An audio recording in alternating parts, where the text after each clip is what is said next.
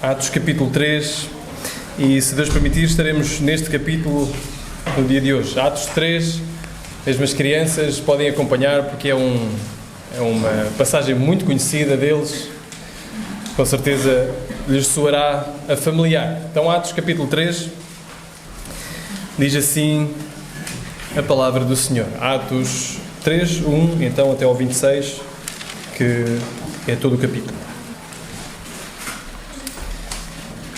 Pedro e João subiam ao templo na hora da oração, a nona. E aconteceu que um homem, aleijado de nascença, estava sendo carregado para a porta do templo chamado Formosa. Todos os dias o punham ali para pedir esmolas aos que entravam. Quando viu Pedro e João, que iam entrando no templo, pediu-lhes uma esmola. Fixando nele o olhar, Pedro, acompanhado de João, disse: "Olha para nós." E ele ficou olhando atentamente para eles, esperando receber alguma coisa. Então Pedro lhe disse: "Não tenho prata nem ouro, mas o que tenho, isso te dou. Em nome de Jesus Cristo, o Nazareno, anda." E pegando-o pela mão direita, levantou-o. E imediatamente os pés e os tornozelos do homem se firmaram. E ele, dando um salto, colocou-se em pé. Então começou a andar, entrou com eles no templo, andando, saltando e louvando a Deus. E todo o povo o viu andando e louvando a Deus e reconheceu-o como o mesmo que se sentava pedindo esmolas à porta formosa do templo. Assim, diante desse acontecimento, todos ficaram cheios de espanto e de assombro. Apegando-se o homem a Pedro e João, todo o povo correu perplexo para junto deles, ao chamado Pórtico do Salomão. Vendo isso, Pedro disse ao povo: "Homens israelitas, por que vos admirais a respeito disso? Porque ficais olhando para nós como se o tivéssemos feito andar por nosso próprio poder ou religiosidade? O Deus de Abraão, de Isaque e de Jacó, o Deus dos nossos pais, glorificou o seu servo Jesus, a quem entregastes e diante de Pilatos negastes, quando este havia resolvido soltá-lo. Mas vós negastes o santo e justo. Pedistes que um homicida fosse libertado. Matastes o autor da vida, a quem Deus ressuscitou dentre os mortos, e somos testemunhas disso. Pela fé no nome de Jesus, este nome deu forças a este homem que vedes e conheceis. Sim, a fé que vem por meio dele deu a este homem a saúde perfeita diante de todos vós. Agora, irmãos, eu sei que o fizeste por ignorância, como também as vossas autoridades. Mas Deus cumpriu o que antes havia anunciado pela boca de todos os seus profetas, que o seu Cristo iria sofrer. Arrependei-vos, pois, convertei-vos, para que os vossos pecados sejam apagados, de modo que da presença do Senhor venham tempos de refrigério, e Ele envia o Cristo que já vos foi predeterminado, Jesus. É necessário que o céu o receba até o tempo da restauração de todas as coisas, sobre as quais Deus falou pela boca dos seus santos profetas desde o princípio. Pois Moisés disse: "O Senhor vosso Deus levantará dentre os vossos irmãos um profeta semelhante a mim. A ele ouvireis em tudo o que vos disser. E acontecerá que toda a pessoa que não ouvir este profeta será exterminada dentre o povo." E todos os profetas que falavam desde Samuel e os que sucederam também anunciaram estes dias. Vós sois os filhos dos profetas e da aliança que Deus fez com os vossos pais, dizendo a Abraão: "Por meio da tua descendência, todas as famílias da terra serão abençoadas." Deus ressuscitou o seu servo, enviou-o a vós, primeiramente para que vos abençoasse, desviando cada um de vós das vossas maldades. Até aqui a palavra do Senhor. Em 1945, mais ou menos quando acabou a Segunda Guerra Mundial, a Europa estava um cemitério de cidades, destruição por todo o lado, prédios destruídos, famílias separadas, pobreza nas ruas, órfãos sem pais. E no meio daquele cenário de poeiras e cinzas, não foram os exércitos vitoriosos dos aliados que trouxeram restauração propriamente dita. Trouxeram esperança. Foram cristãos que correram para restaurar almas partidas e destruídas. Foram cristãos que deram abrigo a órfãos. Foram cristãos que fizeram hospitais para que eles pudessem ser cuidados, as pessoas pudessem ser cuidadas. Nos escombros de Berlim, cristãos ergueram lares. Em Londres, depois dos bombardeamentos, as igrejas transformaram-se em salões de abrigo. Na Polónia e na Holanda, casas foram sítios de refúgio para judeus que procuravam refúgio porque estavam a ser perseguidos. E nos anos seguintes, a cruz ergueu-se diante desta Europa ferida, lembrando que, mesmo quando tudo desaba, a Igreja permanece disposta a ajudar e a ser aquilo que o povo precisa. A história testemunha, a Igreja ajudou a educar, as universidades surgiram nas igrejas, os hospitais surgiram das igrejas, a música surge também das igrejas, deu ao mundo hospitais, escolas, universidades e o próprio conceito tão humanista hoje de dignidade humana. Mas isto é um ponto crucial. Tudo o que a Igreja fez pode ser copiado. O Estado assume para si hoje a instituição de saúde pública. Lares são erguidos por pessoas que não creem em Deus. Portanto, tudo isto que a Igreja fez, no fundo, pode ser copiado. Mas há uma coisa que só a Igreja pode oferecer: Jesus Cristo. Essa é a mensagem singular da Igreja e aquela que motiva todas as outras, na qual toda a ação está subserviente.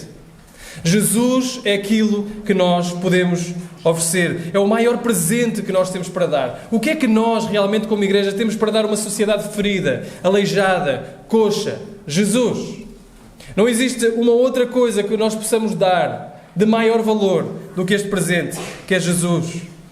E sempre que a Igreja se apaixona pelas esmolas que pode dar, perde o essencial, que é Jesus Cristo. Sempre que a Igreja se apaixona por aquilo que ela pode fazer, pelos ministérios, diríamos, para-eclesiásticos, que estão ao lado da Igreja, de serviço ao outro, sempre que ela se apaixona e coloca aí o centro, Jesus perde o seu lugar central e toda a Igreja acaba por desmoronar. Mas sempre que volta ao essencial e diz com Pedro: eu não tenho prata, eu não tenho ouro, mas o que eu tenho, isso te dou, em nome de Jesus, põe-te de pé, anda. Então aí a Igreja ganha vida, ganha cor, ganha beleza. Por isto, esta manhã, quando abrimos Atos 3, fazemos esta pergunta: o que é que nós, como Igreja, temos para oferecer ao mundo aleijado, ao mundo coxo, ao mundo com dificuldade em andar, ao mundo em miséria? E a resposta é: em nome de Jesus Cristo, anda, ser curado. O melhor que nós temos para dar não são esmolas, é Jesus. Nem só de esmolas viverá um coxo. Nós precisamos lhe dar Jesus. Muito mais do que aquilo que ele precisa, ou que ele acha que precisa, muito mais do que aquilo que ele pede. O Evangelho não é uma filosofia moral, o Evangelho não é uma filosofia como as outras, o Evangelho, como diz Paulo aos Romanos, é o poder de Deus para a salvação de todo aquele que crê. E como é o poder de Deus, é aquilo que nós temos para dar de melhor, o poder de Deus para a transformação, para a salvação de todo aquele que crê.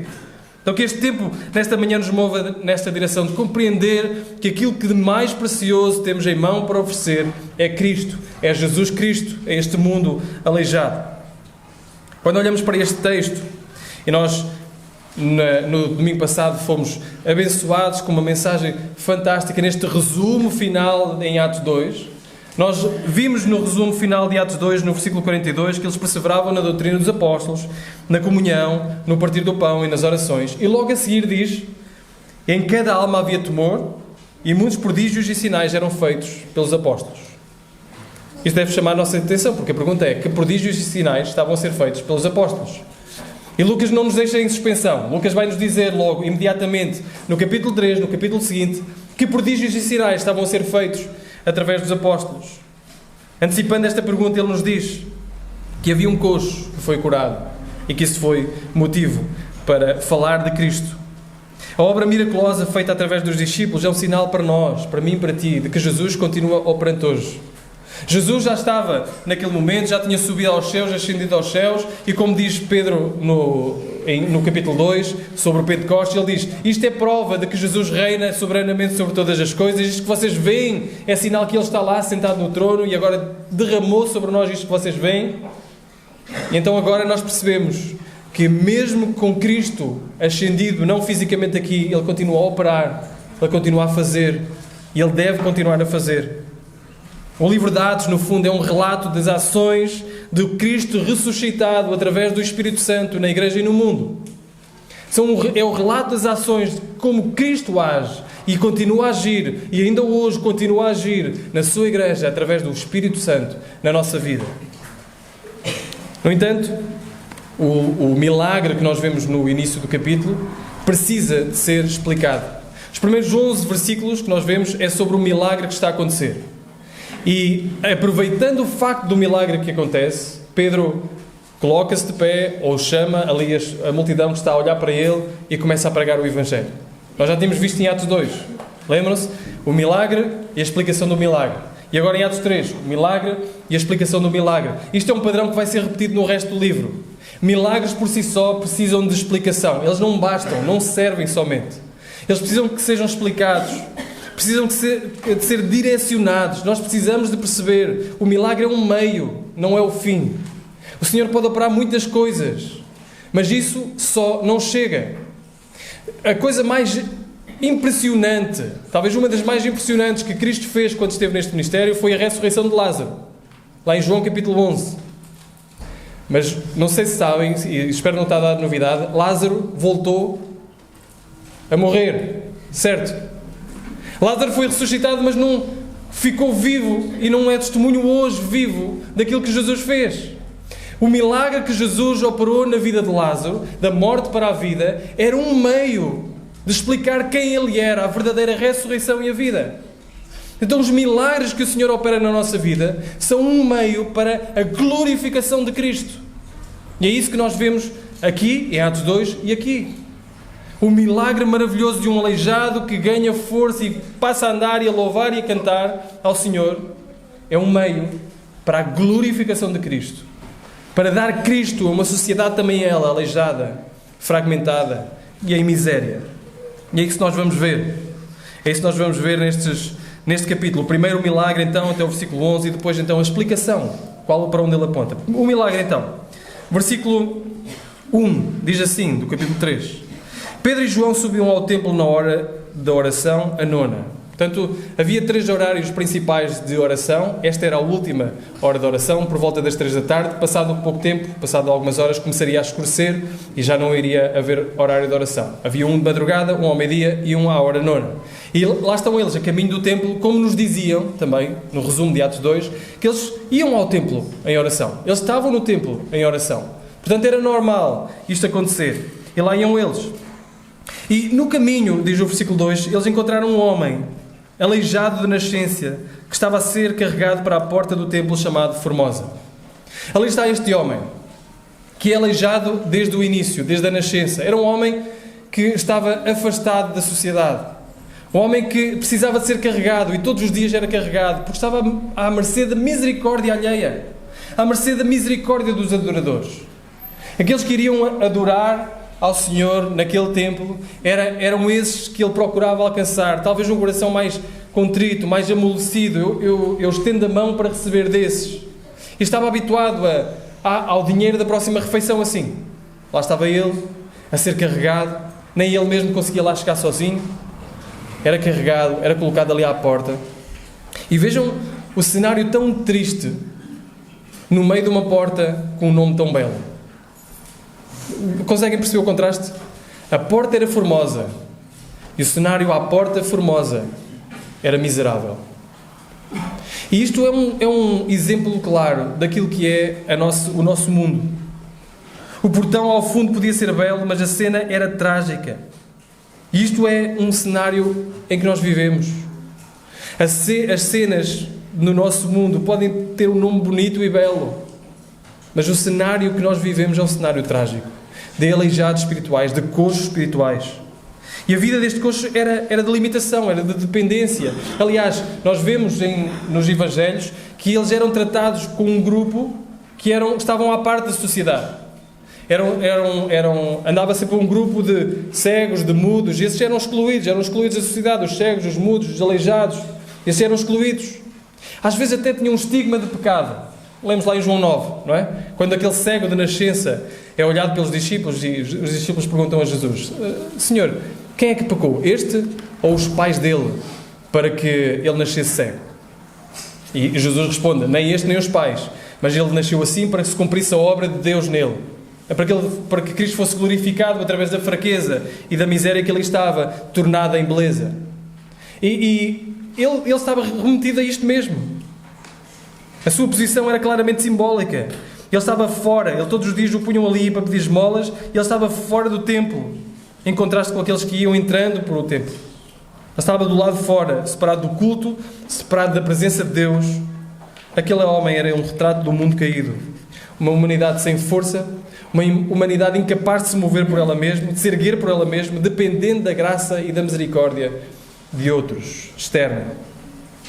Então diz-nos o versículo quando ele fala com Pedro, e provavelmente Pedro e João já tinham passado por ele algumas vezes, porque ele todos os dias ia para ali, ia para aquele lugar.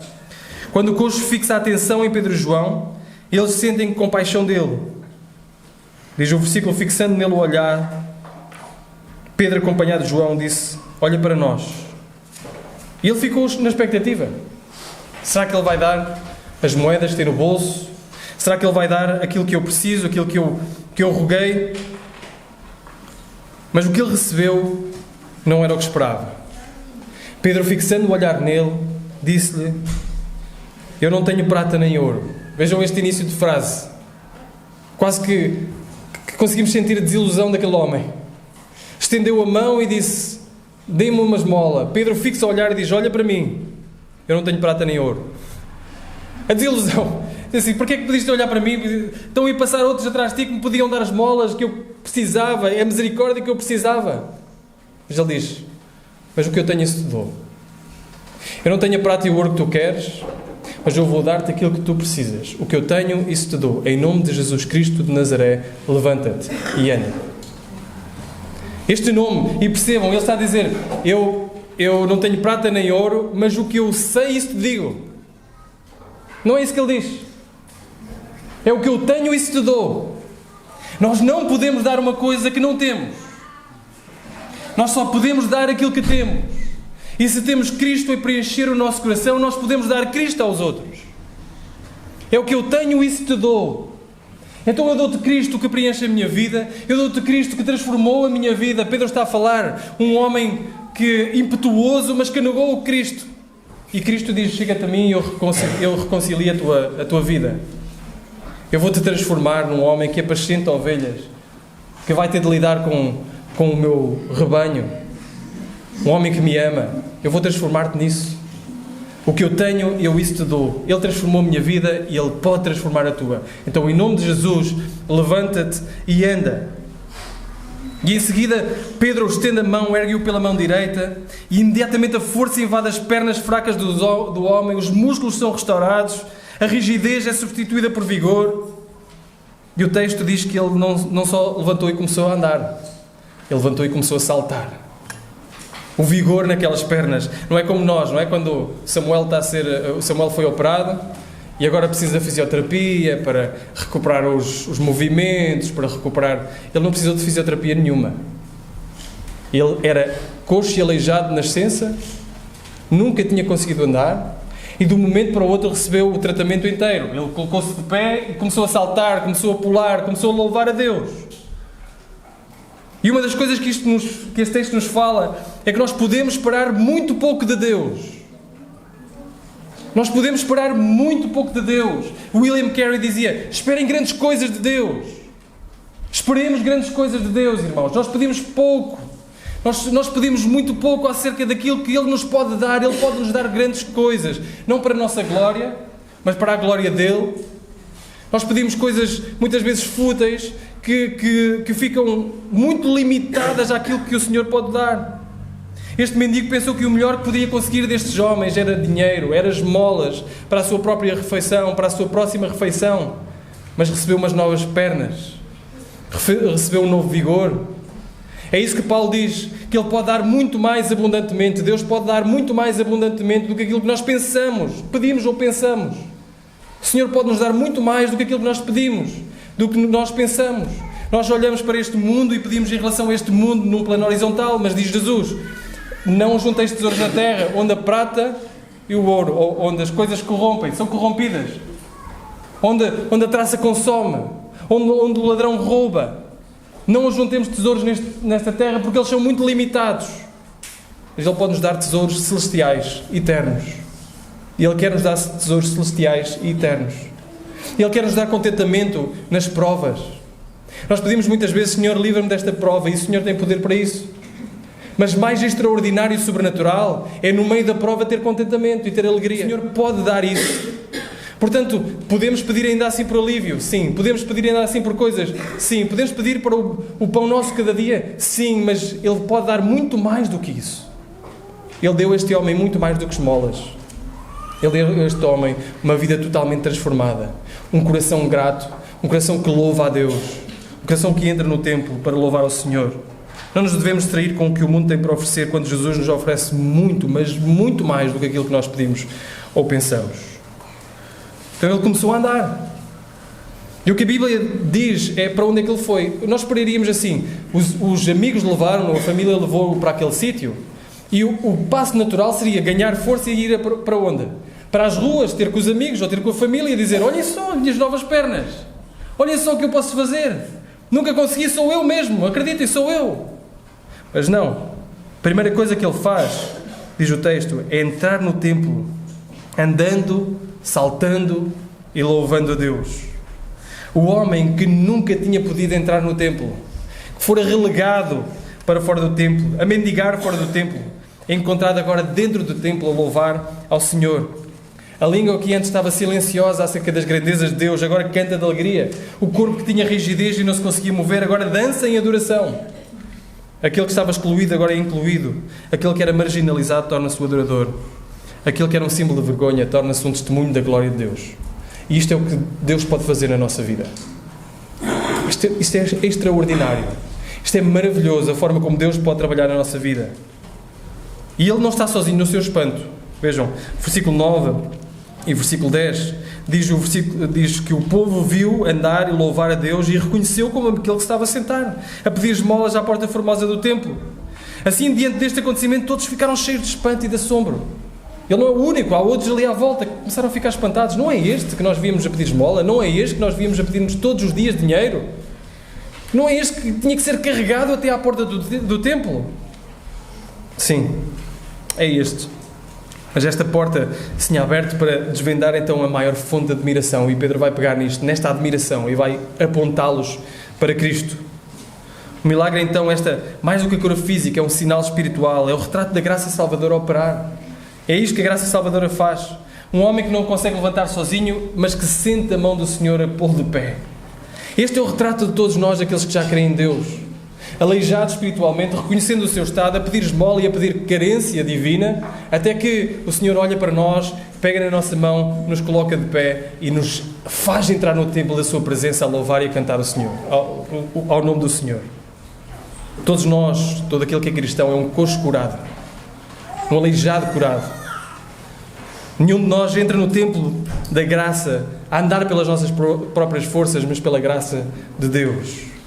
O que nos leva então ao segundo ponto, que é a explicação. O milagre, como dissemos, atraiu esta multidão. A multidão está a olhar para eles. O homem que anteriormente era coxo está agarrado a Pedro e João, nos diz o versículo, que ele estava lá, pertinho deles.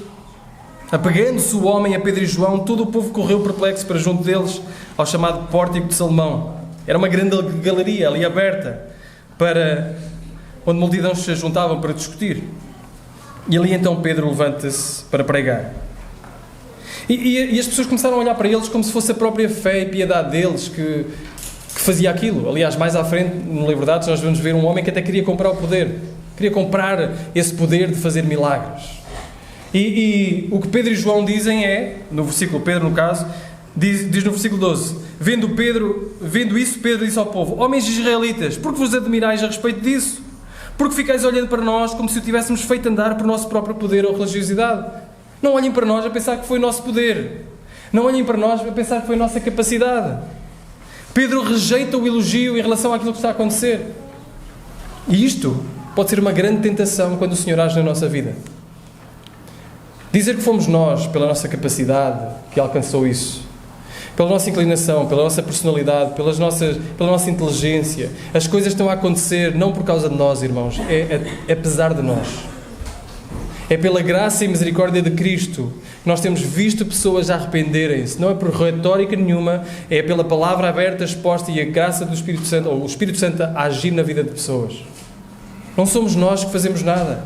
É o Espírito que o faz. E ai de nós se roubamos a glória de Deus em relação a alguma coisa que está a acontecer. Ai de nós se nós começamos a trazer para nós e aproveitar para nós louvor e glória. Sabem, uma das coisas que nós orientamos até as pessoas quando dão o seu próprio testemunho aqui, é precisamente que o testemunho é um meio para falar de Cristo. O testemunho, quando damos o nosso testemunho e dos milagres e das graças que o Senhor tem feito na nossa vida, esse testemunho que damos não pode ser uma desculpa para falarmos de nós mesmos. Quando falamos daquilo que Deus faz na nossa vida, deve ser sempre uma desculpa para falar de Cristo. De como Cristo opera, de como Cristo nos resgatou, de como Cristo nos transformou. É Cristo que deve ser exaltado quando nós damos o nosso testemunho e falamos acerca da obra dele na nossa vida. Não nós. A pessoa não deve dizer assim, eu nunca conseguia porque eu não sou como tu. Pois, o que tu não sabes é que tu és exatamente como eu, ou eu sou pior que tu. É a graça de Deus em mim. É a graça de Deus na minha vida. É a graça de Deus na nossa vida. E o que é que Pedro então faz depois de rejeitar esta glória para ele mesmo? Ele faz duas coisas principais, que ele já tem feito, até fez no outro sermão. Ele aponta para Cristo e chama ao arrependimento. É isso, não há muito que saber, até para nós próprios. Apontamos para Cristo e chamamos à resposta em relação a Cristo.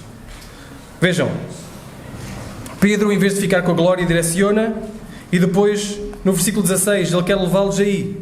Diz no versículo 16, pela fé no nome de Jesus. Este nome deu forças a este homem que vedes e conheceis. Sim, a fé que vem por meio dele deu a este homem a saúde perfeita diante de todos vós. Pedro vai apontar para Cristo e dizer, o que vocês viram neste homem, o que vocês estão a ver de extraordinário neste homem, é fé em Jesus Cristo e é o seu nome que fez isto tudo. Ele está a oferecer Cristo à multidão. Percebem que ele está a oferecer Cristo à multidão da mesma forma que ofereceu Cristo ao paralítico. No caso foi para uma questão física, natural do mundo, do corpo, mas que resultou em louvor, glórias e graças dentro do templo de um paralítico. Ele agora vai oferecer Cristo a uma multidão sedenta, paralítica também espiritualmente.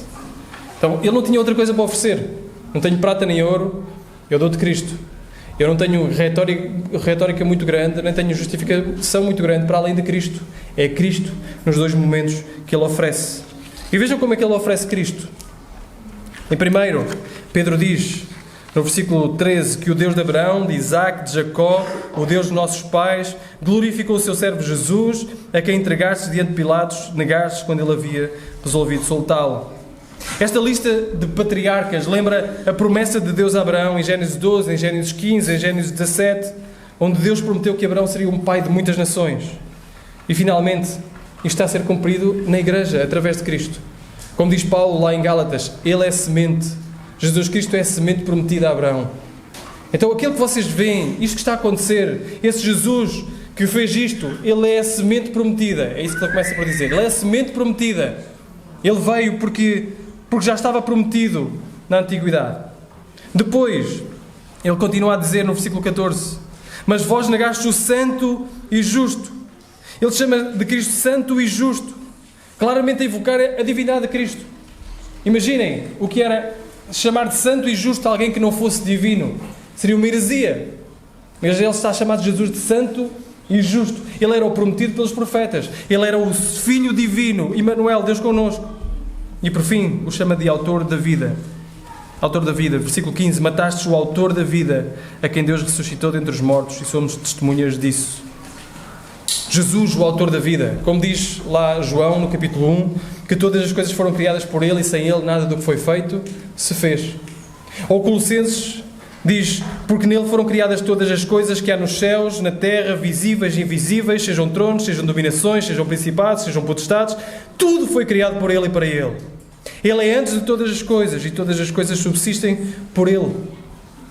Todos estes atributos seja o Cristo prometido, seja o Cristo divino, seja o Cristo o autor da vida, todos eles apontam para a singularidade de Jesus. Somente Jesus poderia ter colocado um homem como este a andar. E somente Jesus pode dar vida a vocês se quiserem, se quererem. Então, enquanto Pedro vai explicando isto, quem é Jesus, a exaltar Jesus, a glorificar Jesus através do milagre, ele não se coíbe de o chamar ao arrependimento. Ele expõe o pecado à multidão. Esta mensagem é em grande parte uma acusação santa. Pedro não tem problemas em declarar aquele povo como culpado em relação à morte de Cristo. Pedro quer que eles sintam o peso da responsabilidade nos seus ombros.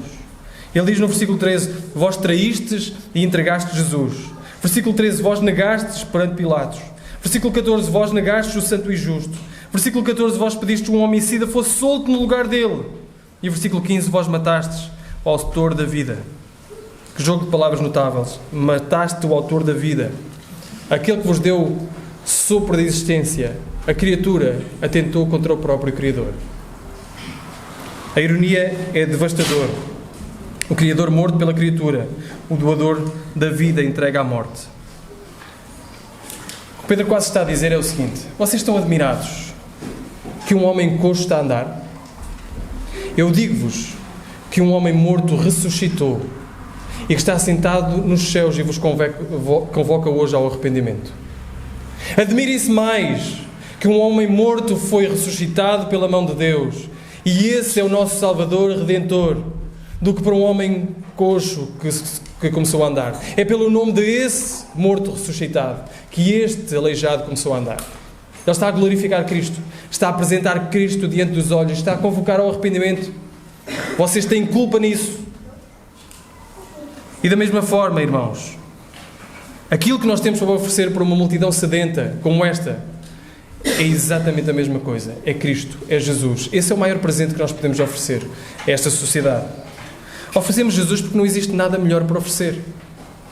Nenhum presente supera Cristo. Nenhum presente supera o dom de Cristo. E por isso nós oferecemos Jesus. É pelo seu nome que são feitos milagres. É pelo seu nome que homens andam. É por este homem morto que foi ressuscitado e que reina para todo o sempre, que é melhor do que qualquer milagre que nós podemos ter verdadeira salvação. É Jesus que nós temos por oferecer a este mundo aleijado e caído. Quando nós nos deparamos com alguém que precisa da ação de Deus, mais do que a ação propriamente dita para o problema que ela precisa, o que nós temos por oferecer é Jesus. É Jesus que vai fazer o milagre e pode fazer o milagre na vida dela, mas é Jesus que ela realmente precisa. De nada vale, irmãos, um coxo que anda que não louva a Deus. Não vale de nada. Um aleijado que recebe a sua esmola terrena, que consegue finalmente colocar-se em pé e andar, mas que rejeita o seu Criador. Isso é a pior coisa que ele poderia ter. É condenação sobre ele. Este Jesus foi oferecido a estes, e mesmo a estes que tinham culpa direta. E vejam que Pedro diz: não foi por ignorância, ou a vossa ignorância não vos desculpa.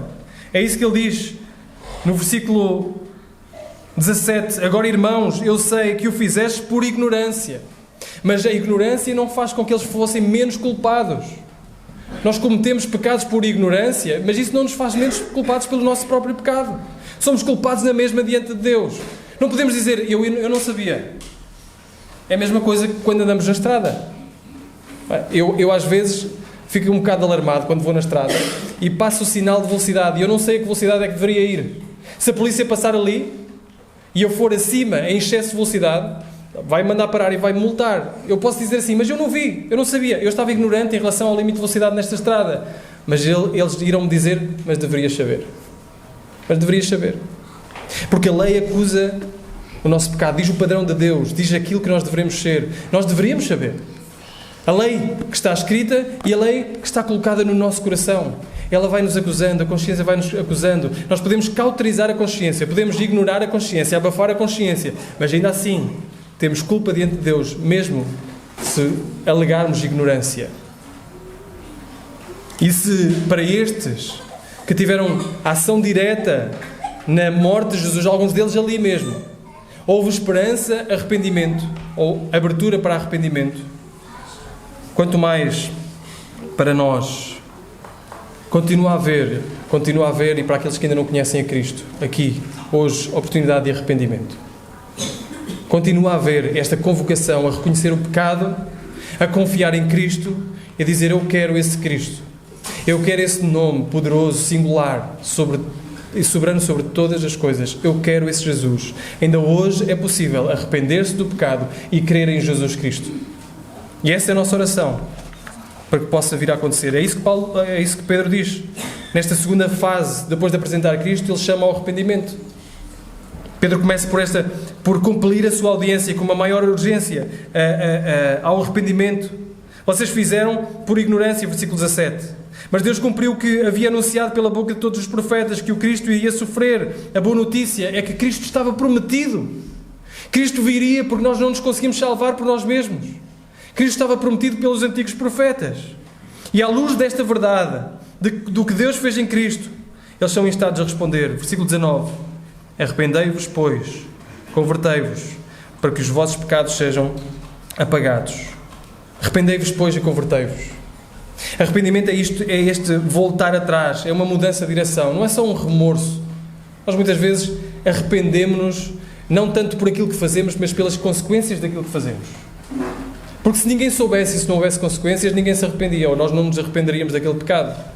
Mas foi só porque causou tristeza na nossa esposa, então estamos arrependidos. Não foi pela palavra que dissemos, mas foi porque causou tristeza, causou um mau ambiente. Não foi por aquilo que eu fiz, mas foi pela consequência do meu ato. Mas um arrependimento verdadeiro vai ao cerne, não vai à consequência, vai ao cerne. E diz: Senhor, eu estou verdadeiramente arrependido, quero mudar de direção. Quero sair, quero colocar-me numa outra rota. Significa voltar atrás, inverter o curso, regressar à comunhão com Deus. É a admissão de culpa, é o anúncio da minha rebelião e uma transformação interior que se expressa por uma nova obediência. Eu quero obedecer ao Senhor, quero agradar ao Senhor. Quando o Evangelho é proclamado, como Pedro proclamou, ele exige sempre uma resposta. Sempre. Não é uma ideia para discutir, é uma mensagem para obedecer. Não é terapia para ser aceito na nossa vida sem grande transformação. É uma boa nova que exige fé e que exige conversão. Isto é uma responsabilidade que todos nós aqui temos. Porque sempre que a palavra de Deus é proclamada, ela vai exigir de nós reação. Às vezes a nossa reação é dizer assim: estou tão ocupado, não consigo pensar nisso agora. Já estamos a ter uma reação. Portanto, sempre que nós escolhemos não obedecer ou ignorar a voz de Deus, seja a forma que Ele está a falar, seja o recado de Deus para nós que seja, nós precisamos ou estamos a reagir. A boa nova do Evangelho exige sempre resposta. Ou em arrependimento e fé em Cristo para Ele nos ajudar a mudar aquilo que temos que mudar na nossa vida. Ou um coração duro que segunda-feira volta à rotina de sábado à noite e está exatamente igual. Sempre que a palavra é proclamada, nós precisamos nos arrepender e confiar mais em Cristo. E particularmente aqueles que não conhecem a Cristo ainda, que não têm um relacionamento com Cristo ainda. Esses sim são chamados a responder de uma forma direta e profunda, colocando a sua vida diante de Deus e dizer: Senhor, recebe-me nos teus braços. Apesar do meu pecado, apesar daquilo que eu sou, apesar da forma como a minha vida tem sido tão atribulada e tu conheces os passos, Senhor, recebe-me. Nós nos arrependemos. Pedro diz: arrependam-se e convertam-se para que os vossos pecados sejam apagados. 3 coisas que ele diz. Primeira é os pecados apagados. Quem se arrepende e crê em Cristo sente os seus pecados apagados. Não sente só, ele vê, percebe, é uma realidade na sua vida. Os seus pecados são apagados, são riscados, são tirados completamente. O sangue de Jesus limpa o nosso pecado. Nós ficamos sem a acusação do pecado. Nesta vida ainda temos a influência do pecado na nossa vida. João vai dizer: se alguém diz que não tem pecado, é mentiroso. É mentiroso. Dizermos que não temos pecado nenhum, não somos influenciados pelo pecado, é mentira, mas temos o Espírito Santo dentro de nós que nos ajuda a combater os efeitos do pecado, as nossas inclinações pecaminosas. Mas a culpa do pecado, quando Deus olha para nós, Ele não nos vai olhar como pecadores, não nos vai olhar como dignos de culpa e de ira, mas vai olhar através de Jesus e do sangue de Jesus e vai limpar o nosso pecado. O nosso pecado será completamente apagado. Deus apaga o registro, é um perdão pessoal, é um perdão total. Deus limpa aquilo que estava contra nós. O que estava escrito contra nós é riscado na cruz e o livro das nossas culpas é substituído pelo livro da vida do Cordeiro. Segunda realidade. Para que venham tempos de refrigério pela presença do Senhor. Versículo 20. A palavra refrigério é rica, significa renovo, frescura, respiração nova. É como uma brisa suave num dia quente de verão. Como um copo num deserto escaldante. Este refresco, esta suavidade que vem à nossa vida pela culpa sair dos nossos ombros. Não sei se já leram o Peregrino, quando ele perde o fardo, aquele alívio finalmente de sentir o fardo a cair aos pés da cruz. É isso que acontece, um refrigério pleno. O Evangelho traz-nos descanso para quem vive oprimido, traz paz a quem vive cansado. Não é por acaso que Jesus diz: vinde a mim, todos os que estáis cansados e oprimidos, e eu vos aliviarei. O meu fardo é leve, eu levo o vosso. É tempos de refrigério, tempos de alegria. E a terceira realidade que acontece quando alguém se arrepende do seu pecado e confia em Cristo está no versículo 21. É necessário que o céu receba até o tempo da restauração de todas as coisas sobre as quais Deus falou pela boca dos seus santos profetas desde o princípio. É a restauração de todas as coisas, porque a salvação não é uma mera experiência individual. É cósmica.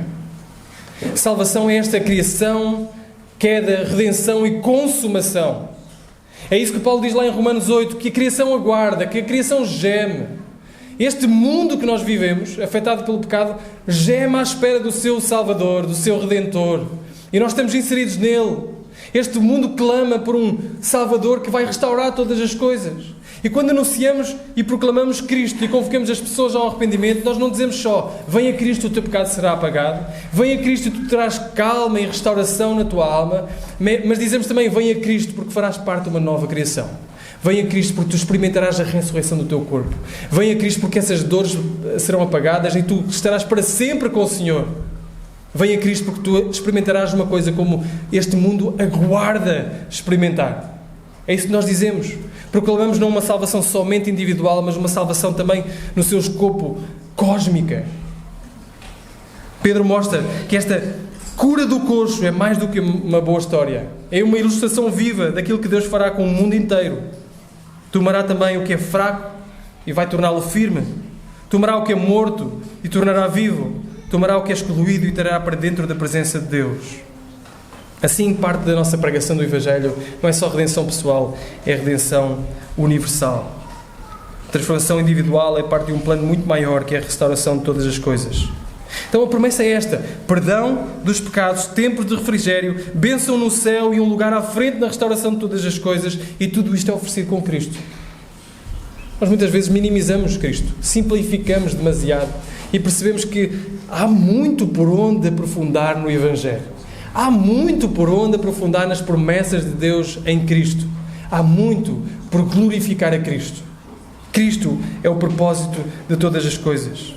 E estas promessas encontram respaldo. Os versículos 22 a 26 nos mostra que isto já estava predito por Moisés lá atrás. Isto não apanhou Deus de surpresa. Cristo não é o plano B. Cristo é o plano A, para demonstrar a sua glória. É a pérola no mundo escuro, onde brilha e se destaca. É o amor de Deus demonstrado por nós. Cristo era o alvo de todas as coisas. Já Moisés tinha dito: vem aí um profeta, melhor do que eu. A ele ouvi, porque se não ouvirem, vocês serão exterminados do povo. Depois ele vai e passa para Samuel e os outros profetas. Quando estivemos em Samuel, vimos. Quando chega ali a 2 Samuel capítulo 15, quando Deus fala com Davi e diz assim: virá da tua descendência um que será eterno e que reinará para todo o sempre. De quem é que ele estava a falar? De Jesus. E depois recua até Abraão e diz: eu tinha prometido que a tua descendência seria abençoada. Aí está a bênção. Todos aqueles que são... Jesus é o filho legítimo de Abraão, sobre o qual todo o povo, nação, língua será abençoada, e todos aqueles que são filhos de Abraão são filhos da fé. Nós estamos ligados a Cristo. Nós estamos ligados a Cristo e Cristo percorre toda a Escritura. Cristo é a esperança para todo o homem à face da terra. E Pedro termina por dizer, no versículo 26, quase que aceitem enquanto há tempo. Que imagem tremenda do Evangelho. Mais uma vez, estas pessoas que clamaram pela morte de Cristo, algumas delas, se calhar, pessoalmente, estas pessoas está-lhes a ser oferecida a oportunidade de se arrependerem e crerem em Cristo. Quanto mais hoje. Deus continua a oferecer esta boa nova. Todo aquele que se arrepender terá os seus pecados apagados. Todo aquele que se arrepender sentirá um refrigério novo na sua vida. Todo aquele que se arrepender pertencerá a uma restauração de todas as coisas muito maior do que a nossa pequena vida. Fará parte deste plano maravilhoso. E isto é o Evangelho. Isto é aquilo que nós temos por oferecer. Digam-me, há alguma coisa melhor para nós oferecermos a este mundo? Não há nada melhor que nós possamos oferecer a este mundo. Este mundo clama por esmolas. Mas nem só de esmolas viverá um coxo e um aleijado. Nem só de esmolas viverá este mundo. Podemos e devemos fazer coisas neste mundo, sim. Podemos e devemos abençoar o próximo, sim. Mas nem só de esmolas viverá este mundo. Ele precisa de Cristo. Precisa que nós apresentemos Cristo, que traz renovo, que traz restauração. O maior tesouro que nós temos para oferecer é Cristo. Então demos Cristo. Demos Cristo a este mundo. Tragamos Cristo para as nossas conversas e para o nosso dia-a-dia. Demos-lhe a história de um coxo que passou a andar. Demos-lhe a história de um morto que foi ressurreto e que reina sobre todo o sempre e que convoca todos ao arrependimento. Demos-lhe a certeza que, da mesma forma que Deus ressuscitou o seu Filho dos mortos, Deus nos ressuscitará também. E que um dia Cristo levará a sua igreja para Ele. E que nós, se estivermos vivos, vamos ter com Ele aos ares.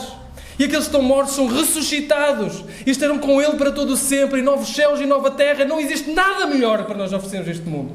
Nada. Então demos Cristo. No nosso dia-a-dia demos Cristo a estas pessoas. Demos-lhe Cristo. E as bênçãos de Cristo se seguirão. Não há nada melhor, irmãos. Não há salvação em nenhum outro, como diz o próximo capítulo. Porque debaixo do céu nenhum outro nome há. Foi dado aos homens, entre os homens, pelo qual nós devemos ser salvos. Cristo é tudo para nós. E Cristo é tudo o que temos para oferecer. Vamos orar.